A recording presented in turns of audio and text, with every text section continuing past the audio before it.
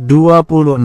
Baru saja mereka mengayunkan kaki beberapa langkah, bahunya Zainab bergetar kala melihat sosok pria dewasa kebanggaannya. Anak Long, Nya Zainab merentangkan kedua tangan, linangan air matanya berjatuhan. Hasan segera menutup pintu guna menjaga privasi keluarga. Tadi ia ikut menemani abang iparnya, sedangkan Siron menginap di rumah orang tuanya. Agam melangkah lebar, mengikis abis jarak lalu menenggelamkan badan mungil sang ibu dalam dekapannya. Mencium wangi cinta pertamanya demi mencari ketenangan bagi hatinya yang porak-poranda. Ya Allah, nak, malang betul nasib percintaanmu, mengapa kau mesti melabuhkan hati kepada gadis yang jelas-jelas sulit untuk dimiliki? Di sela isak tangisnya, Nya Zainab terus bergumam lirih. Agam melerai pelukan mereka, membingkai wajah sang ibu dengan kedua telapak tangan. Ibu jarinya menghapus lelehan air mata membasahi kulit pipi yang tidak lagi kencang. Kap, pria berbaju koko itu melabuhkan kecupan sayang di kening ibunya. Nya, tak perlu risau, saya baik-baik saja. Sudah ya, wajahnya terlihat tak sedap dipandang bila menangis. Mana ingusnya sudah mau menyeberangi lautan, selorohnya lembut sambil mengusap lelehan bening di bawah hidung ibunya. Tak pelaknya Zainab tersenyum masam. Namun, saat hendak berucap bibirnya malah bergetar hebat. Agam kembali memeluk ibunya, menepuk sayang punggung berbalut baju kurung itu, berulang kali mengecup pucuk kepalanya Zainab yang tertutup hijab. Hasan dan Ikram mendongak menatap langit-langit ruang tamu. Sudut mata mereka sudah berembun, walaupun abang iparnya tidak menunjukkan kesedihan. Namun, mereka paham betul kalau ia sedang tidak baik-baik saja. Mutia bersandar di bahu Wahyuni. Mereka bergenggaman tangan saling menguatkan sambil sesekali menghapus air mata yang berguguran. Nak, apa bolehnya mendatangi rumah Maksyam? Guna memberitahu tentang tabiat calon menantu dan besannya tuh. Nya Zainab memegang lengan sang anak, menatap sendu wajah tampan yang mirip sekali dengan almarhum suaminya. Demi saya, tolong jangan lakukan, Nya. Percayalah pada suratan takdir, maupun kebaikan atau sebaliknya pasti tak akan keluar dari jalurnya. Cepat atau lambat datangnya hanya tentang waktu saja. Ia tuntun sang ibu agar duduk bersebelahan dengan kedua adiknya. Agam mengusap lembut pucuk kepala Wahyuni dan Mutia. Abang harap kalian tidak berulah. Mutia mendongak dan menatap sengit abangnya. Ia paham arti kata berulah. Sepertinya abangnya ini dapat membaca pikirannya yang hendak melabrak Maksyam. Mutia, kau sedang hamil. Tak elok menyimpan sifat buruk. Apa kau suka bila nanti anakmu memiliki sifat yang tak baik? Tuturnya lembut, sekali lagi mengusap kepala sang adik yang tertutup jilbab instan. Mutia menggeleng, dilepasnya tautan tangan Kak Wahyuni. Lalu ia berdiri dan memeluk Bang Agam. Abang, jangan keras-keras kalau menangis, nanti bayimu terkejut, candanya. Bukan menurut, Mutia menambah volume suara tangisannya. Inilah sosok yang sedari dulu sampai sekarang begitu menyayangi serta melindunginya. Betapa bodohnya Maksyam tuh, menolak akar ginseng demi menampung rumput alang-alang. Mutia terus menggerutu di dalam hati. Sungguh tidak terima abangnya dipandang sebelah mata. Setelah Mutia kembali duduk, Agam beralih menatap adik iparnya yang duduk bersebelahan dengan Hasan. Ikram, apa kau langsung hendak balik lagi ke ibu kota? Iya, Bang, rencananya lepas maghrib kami jalan, jawabnya.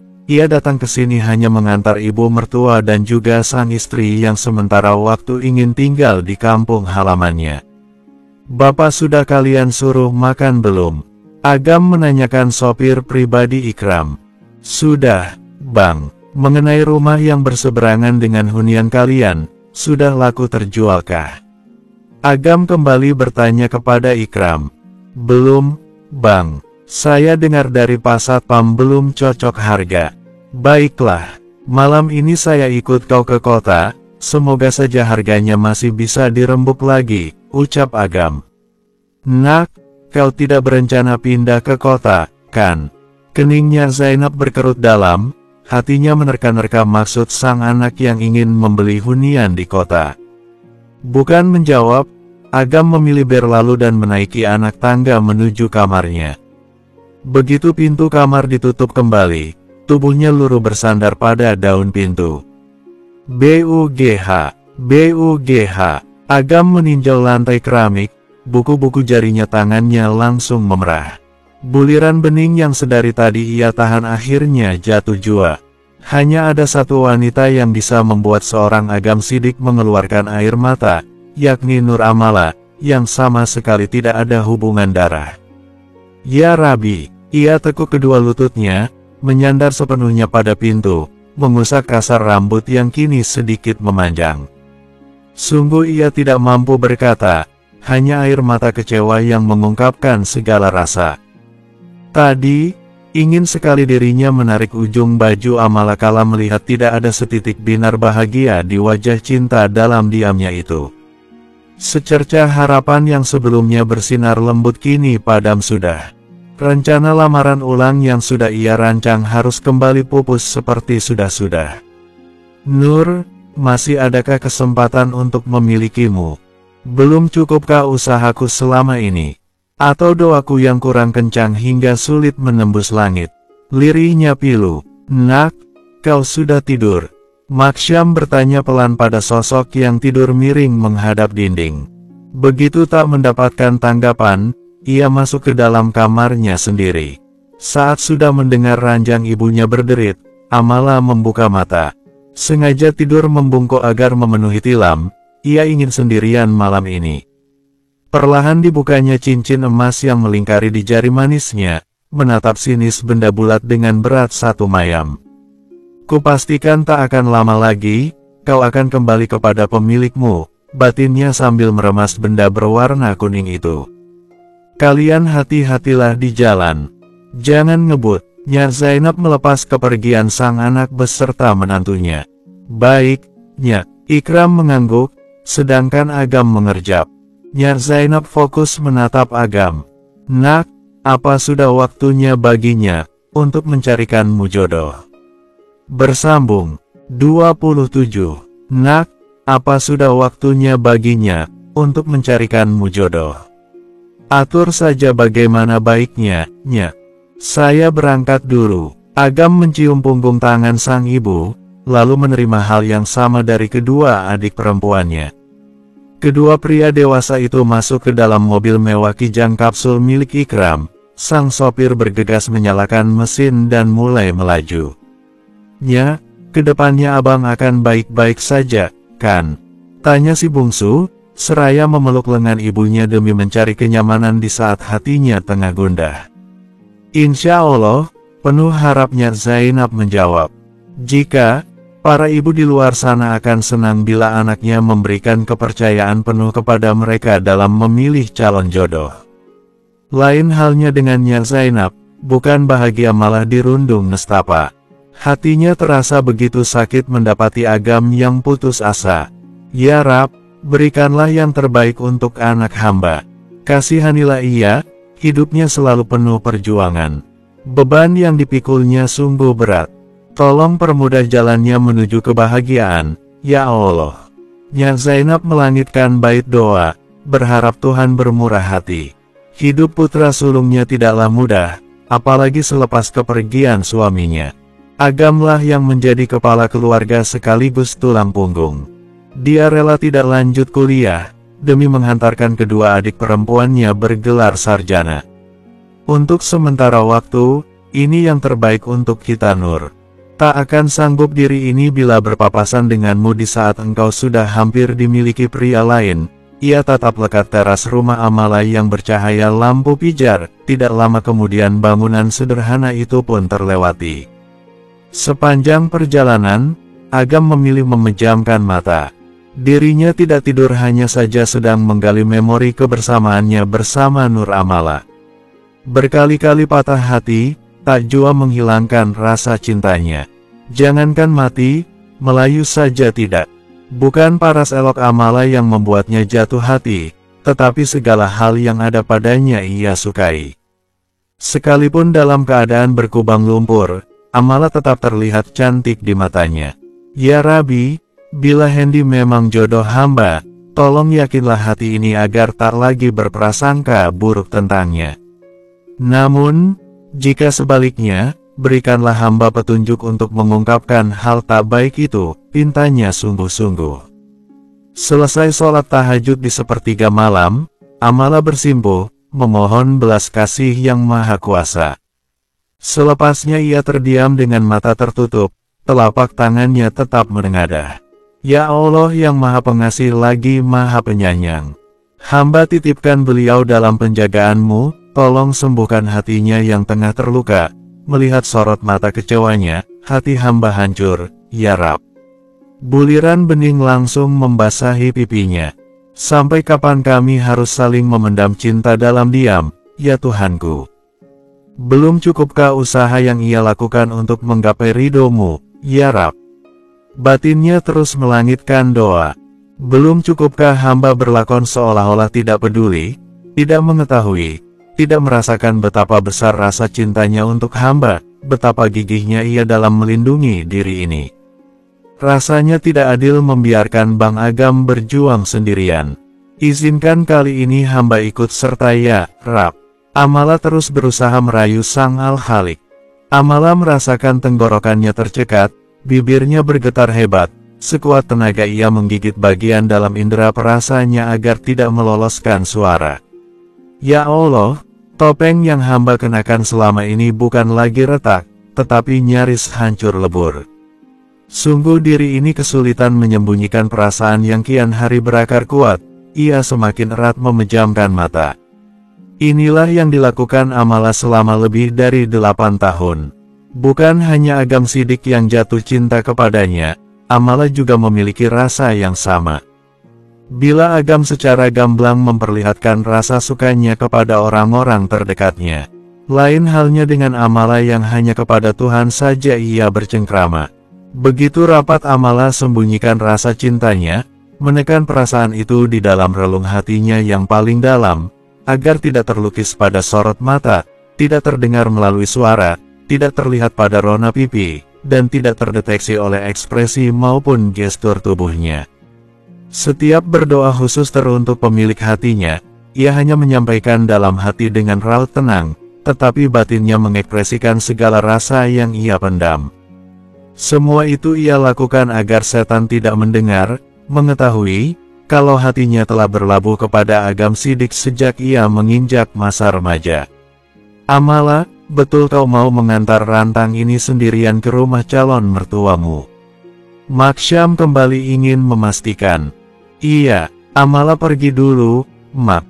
Ia salim tangan ibunya, lalu menaiki sepeda ontel. Dek, apa yang hamba lakukan ini salah, ya Allah. Sejak dia bertunangan dengan Hendy, sangat sulit melihat senyumnya, seolah terpaksa menerima hanya demi menyenangkan hati ini. Maksyam meremas dadanya, netranya masih memperhatikan Amala yang mengayuh sepeda. Belum genap seminggu kami bertunangan, sudahnya berani menggatal. Dasar laki-laki mata keranjang.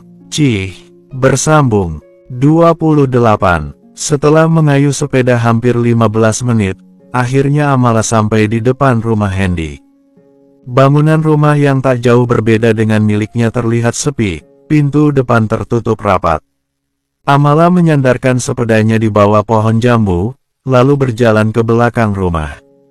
Namun, netranya langsung disuguhi pemandangan yang membuat hatinya tertawa sinis dan bibirnya menyunggingkan senyum muak. Belum genap seminggu kami bertunangan, dia sudah berani menggatal. Dasar laki-laki mata keranjang. Cih, Hendy tengah duduk berduaan dengan seorang wanita di bawah pohon langsat tanpa adanya jarak, bahu mereka saling bersentuhan. Entah apa yang dibicarakan oleh orang tidak tahu malu itu, yang pasti mereka saling tersenyum sumringah. Assalamualaikum, Ama.la. Bangku panjang tadi hampir melambung lantaran berat sebelah. Hendy melonjak kaget atas kedatangan Amala yang tidak terduga. Ia langsung menjauhi teman duduknya. Si wanita terlihat gugup, tangannya terus memilin rok span ketat. Amala mengikis jarak, sampai hanya tersisa 1 meter saja. Assalamualaikum, Mas Hendy dan Mbak. Sapanya lagi, tatapannya terlihat begitu tenang. Waalaikumsalam. Amala, sejak kapan kau berdiri di sana? Hendy bertanya sambil mengarahkan dagunya ke arah di mana tadi Amala berdiri. Baru saja. Kenapa rautmu terlihat pias? Mas, sakit. Tanyanya tersenyum penuh makna. Iya, sedang tak enak badan. Hendy mengusap-usap tengkuknya. Kau kira aku bodoh? Tak dapat membedakan mana pucat akibat sakit atau diserang rasa panik. Siapa Mbak ini, Mas? Kelihatannya kalian saling akrab. Ia melirik wanita yang masih betah duduk di ujung bangku sambil menunduk. Netra Amala memperhatikan lekat pada bagian perut yang dibungkus baju ketat. Dia, saudara jauh saya, Amala. Lewat ekor matanya ia memberikan kode agar Lina segera pergi dari sana. Amala pura-pura tidak melihat apa yang dilakukan oleh Hendy. Mbak, Mas, saya permisi. Lina langsung berdiri dan hendak berlalu, tetapi tertahan oleh celetukan Amala. Mbak, apa kau tengah mengandung? Bukan mau bermaksud gimana-gimana, saya hanya ingin memberikan saran. Kalau benar Mbak sedang hamil, jangan sesekali mengenakan korset. Takutnya nanti berimbas pada pertumbuhan janinnya. Kenakanlah juga pakaian yang longgar, agar Mbak sendiri merasa nyaman, sambungnya lagi. Lina tidak mampu bersuara, sekujur tubuhnya bergetar pelan, tanpa menanggapi dan hanya mengangguk sekilas, dirinya tergesa-gesa berlalu dari sana. Hendy sendiri nyaris jantungan dibuat Amala. Wanita yang baru saja dipinangnya ini memiliki penglihatan serta insting begitu tajam. Amala merubah posisi berdiri menjadi berhadapan dengan Hendy. Siapa nama wanita tadi, Mas? Lina, ada apa sebenarnya? Mengapa kau begitu penasaran dengannya? Kami tak ada hubungan apa-apa, hanya bersaudara jauh, tidak lebih. Saya hanya bertanya namanya saja. Tak ada niat ingin mengulik jauh tentang silsilah kalian. Cuma saya kasihan melihatnya, sepertinya ini kehamilan pertamanya sehingga ia begitu minim pengetahuan. Sudahlah, jangan membahas tentang orang yang tak penting. Ayo masuk ke dalam rumah. Tangan Hendy menangkap angin, ia lupa bila calon istrinya anti bersentuhan sebelum halal. Tak perlu, Mas. Saya kesini cuma mau menghantarkan ini. Amala meletakkan rantang yang ia bawa di atas bangku. Hendy mencoba menahan kepergian Amala. Jangan sampai kesempatan emas ini tersia-siakan. Kalau memang kau enggan masuk rumah, tak mengapa. Tapi, duduklah dulu. Ada banyak hal yang harus dibahas mengenai rencana pernikahan kita. Hendy terlebih dulu duduk di ujung bangku. Sudut bibirnya naik ke atas kala Amala menurut. Amala duduk di ujung kursi lainnya, di tengah-tengah mereka ada rantang susun 4 yang berisi lauk pauk dan kue basah.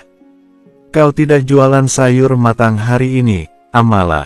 Tanyanya guna membuka percakapan. Tidak, mungkin dalam beberapa hari ini akan libur dulu. Jawab Amala penuh maksud. Mengapa libur? Apa tak sayang menolak rezeki yang seharusnya datang? Ekspresi Hendy terlihat tidak suka. Untuk apa terlalu ngoyo bersikeras bekerja, Mas? Toh, sebentar lagi saya akan menikah, otomatis ada yang menafkahi. Bukankah begitu, Mas? Lewat ekor matanya ia dapat melihat raut masam Hendy. Betul sih, tapi alangkah baiknya bila kita berdua berjuang mengais rezeki agar lebih cepat terkumpul pundi-pundi rupiah. Apa kamu tidak ingin memiliki ekonomi yang lebih mapan? Amala mengedikkan bahu lalu menggeleng. Tidak, bagi saya hidup sederhana sudah cukup. Makan nasi putih campur kecap dan kerupuk sudah bersyukur. Di balik pahanya, sebelah tangan Hendy terkepal sampai buku-buku jarinya memutih. Bukan ini yang diinginkannya, takkan sudi ia memiliki seorang istri yang hanya menadah tangan meminta uang nafkah. Oh ya, Mas sendiri kenapa tidak bekerja hari ini? Tanya Amala seraya menatap jendela kayu dapur Hendy, hatinya mendengus kala menyadari sosok yang mengintip di balik kain tipis berwarna putih. Dasar keluarga pemalas. Bukannya giat bekerja supaya cepat kaya, ini malah ingin menjebak diriku agar bisa dijadikan sapi perah. Mimpi saja kalian. Aku bersumpah akan membuka kedokmu, Hendy. Tadi, kan, sudah Mas katakan kalau sedang tak enak badan. Suara Hendy terdengar menahan kesal. Oh iya, semoga Mas Hendy cepat sembuh, agar bisa kembali giat bekerja untuk membiayai pesta adat pernikahan kita, celetuk Amala. Hendy langsung menatap serius wajah Amala. Pesta adat, siapa yang mau menyelenggarakan acara besar-besaran Amala? Kau ikut menggelontorkan dana kah? Loh, Mas ini bagaimana sih? Jelas-jelas Birahma tempo hari mengatakan kalau seluruh biaya pernikahan akan ditanggung oleh Mas Hendy. Amala pura-pura serius, padahal dalam hati tertawa melihat raut pucat Hendy. Maaf, Mas lupa Amala. Mungkin terlalu senang karena bisa bertunangan denganmu, jadinya Mas gugup, alibinya demi menyembunyikan kepanikan. Uang dari mana coba? Ibunya sudah keterlaluan. Tak apa Mas, saya maklum. Amala beranjak, bersiap hendak pulang. Saya pulang dulu ya Mas. Tak baik juga dilihat orang kalau belum halal sudah berani duduk berduaan. Assalamualaikum. Amala sedikit mengangguk, kemudian melangkah menuju depan rumah. Selepas kepergian Amala, Hendy langsung masuk rumah. Katakan Bu, apa benar yang disampaikan Amala tadi? Birahma yang sedari tadi menguping terlihat salah tingkah. Mau bagaimana lagi, Nak? Kalau tidak menjanjikan pesta adat, manalah Mak Syam mau menyetujui perjodohan ini, dalihnya mencari aman. Ark, bisa gila aku, Buk. Di mana kita hendak cari uang tuh? Harusnya Ibu mikir panjang sebelum memutuskan hal yang mustahil. Titik. Amala menyambangi puskesmas, ia hendak meminta surat rujukan untuk menjalani medical check-up pranikah premarital check-up di rumah sakit umum kota kecamatan. Makwala. Siron berlari kecil mendekati Amala, balita cantik itu terlihat begitu senang. Amala pun tidak kalah sumringah, ia melangkah ke arah Siron yang bermain di teras masjid bersama pengasuhnya. Bangunan kantor kelurahan, masjid dan puskesmas, berada dalam satu kawasan berpagar tanpa sekat, jadi saling terhubung. Gendong Siron dan cepat bawa ke sini, Ita. Perintah Wahyuni yang baru saja keluar dari kantor kelurahan. Tak mau. Makwa tolong. Makwa.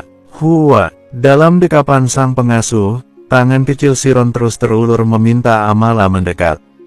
Dek, sepertinya, susu pemikat yang kau pakai sudah habis masa berlakunya, ya. Bersambung. 29. Amala bergeming, seolah kakinya dipaku. Hatinya menjerit ingin menyuarakan protes atas sikap kasar Wahyuni kepada Siron. Tidak mengapa bila Wahyuni membencinya, tapi janganlah sampai membentak anaknya. Siron, maafkan Makwala ya sayang. Ita sampai kewalahan menggendong Siron yang terus berontak ingin turun.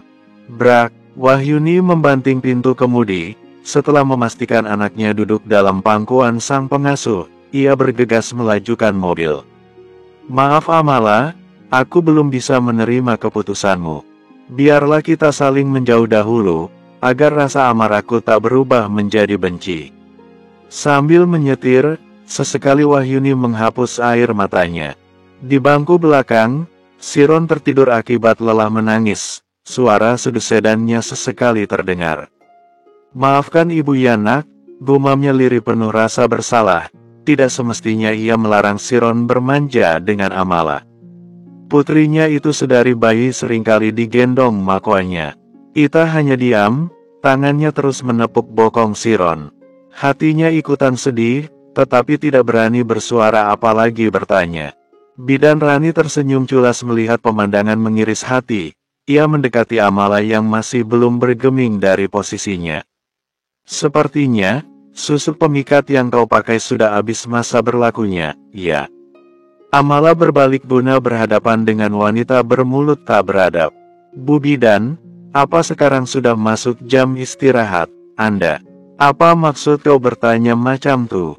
Saran saya, segeralah pergi berwudu dan sholat. Saya perhatikan sedari awal kita bertemu, Anda selalu menatap tak suka, berbicara ketus, lalu sekarang asal cakap saja. Bu, menuduh tanpa bukti itu jatuhnya fitnah loh, kelakar Amala sambil bersedekap tangan. Rani juga melipat tangannya di bawah dada. Cih, jangan sombong kau, Amala. Bila aku sudah menikah dengan Bang Agam, kau orang pertama yang akan aku tendang dari lingkup keluarga baruku. Amala mengulas senyum tipis, alisnya naik sebelah. Masih bila, kan? Belum tentu juga terwujud. Bisa jadi hanya sebatas angan semata. Rani terlihat begitu kesal, emosinya terpancing. Sebisa mungkin mencoba sabar agar tidak mempermalukan diri sendiri. Tunggu saja kartu undangan dariku. Saat waktu itu tiba, kau pasti akan menangis darah. Tak lagi bisa berteman dengan kalangan berada, cibir Rani. Bukan aku yang menangis darah, tapi kau Rani. Kau lihat saja nanti, akan kutunjukkan seberapa egoisnya diri ini. Janjinya dalam hati. Saya tak sabar menunggu hari itu tiba, Bu Bidan, seru Amala dengan nada sedikit mengejek, yang berhasil memancing rasa geram Rani. Kemudian Amala berlalu begitu saja, ia tidak jadi meminta surat rujukan, lagi pula tak berguna juga. Niatnya hanya untuk membuat senang ibunya saja yang selalu menanyakan kapan ia periksa kesehatan. Rani menghentakkan kakinya, hatinya meradang penuh kebencian. Dirinya tidak menyangka kalau Amala bisa membalas setiap ucapannya. Rani sama seperti gadis-gadis lainnya yang menyimpan rasa iri dengki kepada Amala. Semua itu disebabkan oleh kedekatan Amala dengan keluarga terpandang Agam Sidik. Ia yang sejatinya anak lurah, sangat sulit mendekati mereka. Mbak Mala, Nirma memanggil sang kakak. Amala menghela napas panjang, kesabarannya benar-benar diuji. Ia pun memasuki pekarangan sebuah rumah tepat di seberang puskesmas. Ada apa? Tanyanya sambil menatap sekilas perut sang adik yang sudah membuncit. Mari masuk dulu. Ini rumah Nirma dan Mas Yasir, besok kami pindah ke sini. Mulai minggu depan, Nirma juga bekerja di puskesmas. Nirma memimpin jalan, ia masuk ke dalam rumah berlantai 1 yang luasnya tidak seberapa, tetapi sudah bangunan permanen. Bagaimana menurutmu rumah ini, Mbak? Lebih bagus daripada gubuk peninggalan Bapak, kan? Nirma berbalik guna melihat ekspresi Amala. Begitu mendapati sang kakak biasa saja, luntur sudah senyum bangganya tadi. Amala berdiri di ruang tamu, tidak mau melangkah lebih jauh lagi. Sudah cukup baginya mengikuti keinginan Nirma yang ingin pamer. Biasa saja, luasnya pun tak jauh berbeda dari kandang kambing kita, celetuknya tenang. Hala, Mbak pasti iri, kan? Makanya menghina rumahku, cemooh Nirma begitu kesal. Amala mengedikkan bahunya. Memangnya kelebihanmu apa, sehingga begitu percaya diri menudingku iri? Yang barusan itu, kalau bukan iri apa namanya? Mbak menghina rumah ini, jelas-jelas lebih bagus daripada gubuk mending Bapak. Nirma mengusap perutnya dengan bangga, seolah ingin menunjukkan kalau ia telah menjadi wanita sempurna. Amala mendengus kasar, mundur satu langkah demi memindai setiap hal yang tampak mata. Patutkah kau membanggakan sesuatu yang dibeli dari hasil uang warisan? Membandingkan bangunan petak ini dengan rumah masa kecilmu, masih waraskah kau, Nirma? Budotkan begitu maksud. Cukup, muak aku setiap kali mendengarmu mencoba berkelit. Bukan begini, tidak begitu, kau simak baik-baik ya, Nirma. Sedikitpun aku tak iri. Mau kau memiliki harta berlimpah pun, bukan urusanku. Hanya sedikit miris melihatmu yang begitu memaksakan diri agar terlihat seperti wanita berkelas. Amala berdecak malas. Orang kaya yang sesungguhnya itu, takkan berkicau. Tanpa mereka bercerita, orang lain yang berkisah tentang seberapa banyak harta si kaya. Mereka tidak norak apalagi haus validasi, demi memenuhi ego dan gengsi. Menurutku, apa yang kau lakukan ini hanya sia-sia. Mbak, Sok tahu, kilah Nirma, padahal hatinya juga membenarkan perkataan Amala. Anggap saja aku begitu. Coba kau gunakan logikamu. Kebun karet yang seharusnya bisa mendatangkan uang setiap minggunya malah kau jual, lalu membeli rumah ini yang menurutmu bisa menaikkan derajat. Apa itu tak sia-sia? Pujian takkan bisa membuatmu kenyang, tetapi simpanan uang bisa menyelamatkanmu di masa depan. Sayang sekali kau tak sepintar gelarmu. Amala berbalik badan, ia keluar dari rumah Nirma. Malas berdebat lagi yang ujung-ujungnya adiknya tetap bodoh. Ada Mbak Ipar, apa kabarnya calon mantan dari pria malas?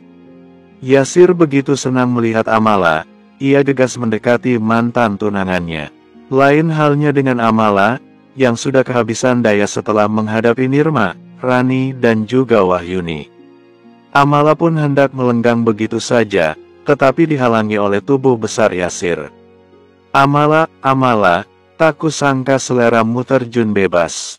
Lepas dari seorang PNS, kau banting setir memilih seorang pemalas. Sebegitu frustasinya kah dirimu? Bisiknya, agar tak didengar oleh Nirma. Daripada menikahi Hendy, lebih baik menjadi gundik simpananku saja. Kepastian kehidupanmu jauh lebih baik, bagaimana? Imbuhnya dengan seringai culas. Nirma, Amala berteriak sekuatnya, membuat Yasir panik seketika. Nirma yang tadi di dapur, cepat-cepat menghampiri sumber suara. Ada apa Mbak? Loh, Mas, jam segini kau sudah pulang. Kau urus suami gatalmu ini. Amala menunjuk wajah Yasir, suara lantangnya berhasil menarik perhatian tetangga Nirma yang sedari tadi menguping dengan pura-pura mengorek telinga di bawah pohon rambutan. Benar begitu, Mas. Bersambung. 30. Benar seperti itu, Mas. Nirma mendekati sang suami dan juga kakaknya. Bohong, Mbak Mulah yang berusaha merayu. Dusta Yasir, segera merangkul pundak istrinya. Nirma masih sukar percaya, apalagi melihat ekspresi wajah kakaknya yang tenang berbanding terbalik dengan mimik gugup Yasir. Amala mundur 2 langkah agar bisa melihat jelas dua manusia yang satu pendusta, satunya lagi begitu mudah diperdaya. Kemudian ia memalingkan wajah, tersenyum miring penuh maksud tersembunyi. Kau lebih percaya siapa, Nirma? Aku, atau suami mesummu itu? Tanyanya sengaja memancing emosi. Amala, jangan asal cakap kau. Yasir maju mengikis jarak, tetapi Amala mundur teratur. Hei warga baru, kau yang jangan asal menuduh.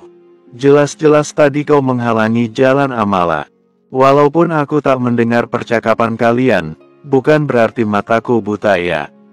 Budetin meletakkan kedua tangan di pinggul. Dia menghampiri Amala dan lainnya. Amala memasang mimik memelas, ia menoleh menatap wanita berdaster motif ayam jago. Bude tadi lihat betul, kan? Kalau bukan saya yang memulai. Hei Nirma, akulah saksinya. Laki kau ini, tunjuknya pada Yasir menggunakan jari telunjuk bekas mencongkel upil.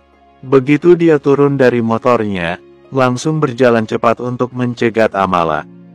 Bukan cuma itu saja, dia juga mencondongkan tubuhnya pada kakakmu.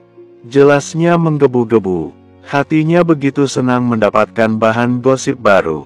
Ternyata tidak sia-sia berdiam diri di rumah. Bibir Nirma langsung mencebik, matanya sudah berkaca-kaca. Sekuat tenaga ia dorong badan Yasir. Keterlaluan kamu, Mas. Setelahnya berlari kecil memasuki rumah sambil membanting pintu. Yasir segera menyusul, sebelumnya terlebih dahulu menatap nyalang penuh permusuhan pada Amala dan Budetin. Udah segitu saja, tak ada adegan tampar atau menjambak. Minimal tendanglah burung murahannya. Memang bodoh betul kau Nirma. Bisanya cuma menangis. Budetin terlihat begitu kecewa, padahal dia sudah membayangkan keributan besar. Amala terkekeh kecil mendengar gerutuan Budetin, lalu ia pamit pulang. Tidak seberapa lama, Amala pun sampai rumah bagian dapur. Sudah dapat surat rujukannya, Nak. Maksyam menghampiri Amala yang sedang minum air putih. Sudah, Mak, jawabnya berbohong. Mala, besok siang ada acara arisan di rumah calon kakak iparmu, beritahu Maksyam. Lalu, itu, tadi pagi sewaktu di ladang, Mama ketemu calon ibu mertuamu. Beliau minta tolong, agar kau mau membuatkan kue basah seperti tempo hari, sambung Maksyam, tidak berani menatap Amala. Amala sedikit keras membanting gelas di atas meja. Bertambah saja daftar orang yang membuatnya kesal hari ini. Apa Birahma ada menitipkan uang? Tanyanya tenang mencoba menahan emosi. Maksyam menggeleng. Lantas, mengapa Mamak bilang ke Mala? Mamak tak tega melihatnya memelas. Mala, apalagi ia memuji masakanmu setinggi langit, tukas Maksyam. Amala menggeleng kepala, mencoba menghirup oksigen sebanyak-banyaknya. Mak, Mala tak haus pujian, tapi butuh uang. Kalau mereka menginginkan kue buatan Amala, ya bayar. Bukannya terus-menerus mengharapkan gratisan. 2 kali, Mak. 2 kali Mala membuat 200 biji kue basah untuk Birahma, tak sepeser pun mereka kasih imbalan. Kita ini jualan, Mak. Bukannya bersedekah. Kalau begini terus ya alamat gulung tikar. Tapi, tak bisakah kau usahakan untuk terakhir kalinya, Nak? Maksyam menatap sendu wajah sang anak. Astagfirullah, astagfirullah. Amala terus beristighfar dalam hati. Terkadang ibunya ini 11-12 dengan Nirma. Mudah sekali dikelabui, apalagi kalau melihat orang yang memasang tampang menyedihkan. Tidak bisa. Besok pun, Mala mau menjenguk Emak Inong di rumah sakit umum. Bilang ke calon besan Mamak tuh, cari penjual kue lainnya. Amala melangkah hendak ke depan, tetapi dia berbalik lagi. Satu lagi, Mak, Mala harap mulai besok, Mamak tak lagi membawakan bekal untuk Birahma dan Hendy. Rumah kita bukan warung makan gratisan. Daripada memberi mereka, lebih baik bersedekah kepada orang yang lebih membutuhkan. Maksyam meraih tangan Amala. Maaf, Nak. Mamak cuma ingin menjaga silaturahmi dengan calon ibu mertuamu agar tak terulang lagi kegagalan yang sama seperti tempo hari. Amala melepaskan cekalan Maksyam, dia sudah kehabisan kata menanggapi kalimat ibunya yang mulai tak masuk akal.